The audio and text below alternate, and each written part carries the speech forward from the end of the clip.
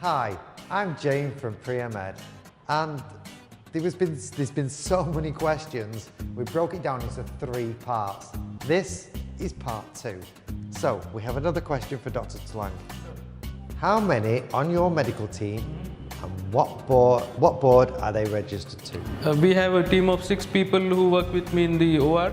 So we have an anesthesiologist who also looks after the pain management. We have my own assistants who have been with me for more than 6 years, and all of us are registered with the local medical board. We are certified to practice cosmetic surgery in Mumbai and in India, and we get renewal of the accreditation every year. Because it's a small team, I think somebody also asked about how we are able to do what we do. Why are your prices so low? Yeah, we can always charge you more if you want. But we managed to keep the prices low because one, the cost of living is a little cheaper in Mumbai, and second, we have a very small team. Because it's our own cosmetic surgery center, we don't have any additional surcharges or any taxes which go on increasing your overall bill. So we are able to do it at a lower cost. Plus, international patients get a good exchange rate on their money, the dollar against the strength. Yeah, and it's my dream to make FFS affordable to everyone. If you can have FFS done in an affordable cost, what's the harm? The most common revision needed. Reason why? How many have been needed? Do you charge for your revisions? Okay, let me be honest with that one. The only revision I have had was in a patient who had a chin implant, and the chin implant somehow got little malpositioned, so we had to reposition it. By and large, we have been lucky in terms of not having to do any major revisions. But if any of my patients needs any revision, we always do it free of cost. Can anybody argue with this? Gummy bears over round. Just explain what a gummy bear is first. There is a lot of interest not only in India but world over in the gummy bear implants, and they are very interesting because they are shaped like a teardrop. The indication for a gummy bear implant is somebody who is very thin, somebody who has where the thickness of the upper pole or the soft tissue in the chest area is very thin. If you want to have breasts which are natural looking and more shapely, then you can think of a gummy bear. If you want a deeper cleavage and if you want just to have bigger breasts, you can go for round implants. Now, whether to place them under the muscle or on top of the muscle, again there are 2 main things which determine this. One, thickness of the upper pole tissue. If somebody is very lean, it's a better idea to put it under the muscle so that the implant is covered by the muscle. And if you want to have implants which don't have a capsular contracture in the longer run, I think submuscular makes more sense. How long does somebody need to be on hormones before that? And what if they don't have any breasts to start with? Most of the patients who come to me don't have any breasts to start with. Being on hormones is a very individualized treatment. If somebody is on hormones, you can have a better amount of breast tissue. So maybe you can have a bigger implant, bigger pocket is possible. But even if you're not had any hormonal treatment before, we can still give a better result. It's not a problem. And that's where the gummy bear comes into it. If there's no breast there before, we can always. I think were they not introduced before for prosthesis? People that had mastectomies, the shaped one was to give them a natural looking breast. Yeah, more natural looking breast. Yeah. So people like with the trans community, they seem to have latched onto it, and you too, because it seems to be a better outcome for people with less breast, as they were developed for mastectomy. Yes, it's all a matter of the aesthetics. You want something which is more feminine, more natural shaped, gummy bear it is for you. Part of the breast implants is rotation and capsulation. What are they and how do you try to overcome them? Rotation of round implants doesn't happen. Rotation applies mainly to the gummy bears, where the upper pole has to be properly placed in the pocket. If it migrates and if it moves to one side, then the upper pole can become visible. Capsular contracture, I personally believe it depends on how you perform the surgery. If the pocket in which you place the implant is adequately sized, you have good hemostasis and you have given good antibiotic wash, capsular contracture is less than 1% in my practice. Lower jaw and chin augmentation and a facelift together. So doing the two surgeries together. So we're doing the chin, the jaw shave, and a facelift at the same time. Sometimes I've seen you do lipo and a buccal fat removal all in the same. What type of facelift is it that you're doing there? And also, what's the difference between this SMAS and MAX? See, I always do lower jaw as one unit. So the jaw shave, the chin reduction and the facelift, they are done together. I personally believe if you remove too much of bone on the jaw and you don't do a facelift or a neck lift, you're going to have too much of saggy tissue around the jaw.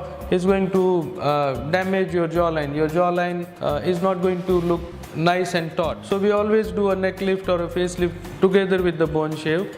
The second question was the difference between a SMAS and a max lift. Yeah, let's just go back a little minute. Let's go back a little minute. On a very younger patient, you're not going to do a facelift. That's an obvious. So on a younger patient, you're not going to do a facelift. That's for sure.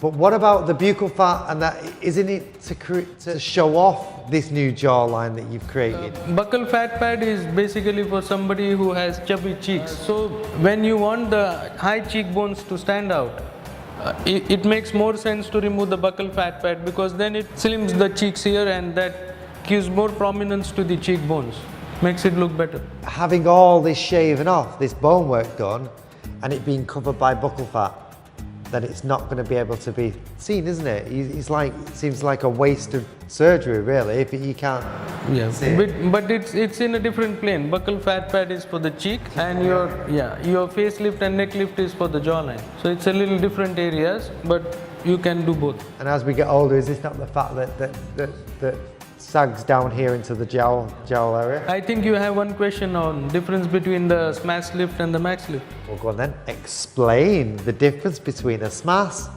and a max. A max lift is basically for a younger group of patients. So somebody who's between 40 and 55, you can just do plication of the superficial musculoponeurotic system. So in a max lift, there is less dissection. The recovery is that much faster. And there are stitches which are used to tighten different areas of the face, which are fixed to the fascia in the temporal bone. In a SMAS lift, it's a deeper dissection. We go under the SMAS, free the SMAS from the underlying muscles, and lift up the deep muscular planes in the face. So risk-wise, SMAS has more risk of a nerve damage, more recovery time as a max lift, but for an older age group, I think it would be more max lift or more SMAS lift than the max lift. See, let me explain the difference between a max lift and a SMAS lift. So, max lift is basically for a younger age group, somebody who's from maybe 40 to 55, where the dissection is lesser. There are just some sutures which are used to tighten different areas of the face. So, your recovery is faster. SMAS lift is a deeper plane dissection where maybe the swelling and the post-operative recovery is going to be a little longer, but SMAS lift is what is needed in the older age group. Each has its own indication. So there's an interesting question. Yes. You probably covered it many a times. I've probably tried to explain it to people. I want it to come from your words. Why do you split FFS completely into two surgeries? The whole idea behind why I split it into two surgeries is to reduce the operative time. The more the number of hours that you spend under anesthesia, the more the recovery rate is slower, more the amount of bruising and the pain. Always better to split it into two halves. You finish top half of the face, you get little more time to recover. Then maybe a week or so later you do the second half. It gives me as a surgeon more idea of how the upper half is going to look, and maybe a little more flexibility on when I work on the lower face about what we can do to change the lower face to match the upper half. Rather than being restricted by time within a certain, because these surgeries can get long. I've heard of 10-hour surgeries, which is a ridiculous amount of time under anesthesia. When it's cosmetic. If it's an operating life-saving procedure, then the risks outweigh the... It's safer when you split it into two, it's safer. And I've seen the patients come back even myself, is that the swelling just goes down so quick. But what did you think about our pain management? Did you have any pain at all? I don't know, I've read people say that FFS is very painful and it's traumatic and it's this and that. I haven't seen it yet. I haven't seen a painful FFS. You told me that when we cut through the nerves, the face is numb. There's no feeling on the top of the head. It's the same inside the mouth. There's no feeling from the lip or anything. It's like, it's very numb and very, if you're doing the facelift, it's very numb around the ears area. I had the facelift again the other week. No. See, the amount of pain that you have is directly proportional to the amount of bone work that you have. It's mainly the bone shave and the bone contouring which is the painful part. What now we have is a very, very individualized pain management protocol, where along with IV painkillers, we also use some transdermal patches of painkillers. So they release a painkiller medication into your body for 5 days. So by the time those 5 days are over, the majorly painful part in your recovery is already over. Laser resurfacing, why is it needed and can it be fitted in with the FFS? Yeah, it can be fitted in. Laser resurfacing, the indication are to make the skin look glowy and polished. So somebody having sunburn or freckles, they can do well with the laser polishing. Normally, either you can do it maybe 3-4 days after you do the first stage, so that between the first and the second stage of FFS, you can get adequate time to recover from the laser resurfacing. Yeah, because you wouldn't want the laser resurfacing done and then having to have the chin strap. Yeah. Because the chin strap is, it's a nightmare. But we've got to get through it. There's no pain without it, you know. Right. So it can be fitted in, and there is a very, very tight window between the first part, the upper part, and then we wait a few days, laser resurfacing, and then we go for that one. Is it dependent on how much surgery that the patient's had? Yeah. If you've had top and bottom blepharoplasty and a lot going on, and there's lots of swelling, lots of bruising. Yeah, you can do it. You can do it maybe 7 days or 10 days after the first one. So we could do it, but we couldn't do it after the jaw surgery. We can, but then we can do it maybe 10 days after the jaw surgery. Will it interfere with the strap? No, it won't. So we put some Degaterm or something on. You can still wear the strap, no problem. So unfortunately, this is the end of our part 2. Look forward to joining us again with Dr. Telang in part 3. Stay tuned.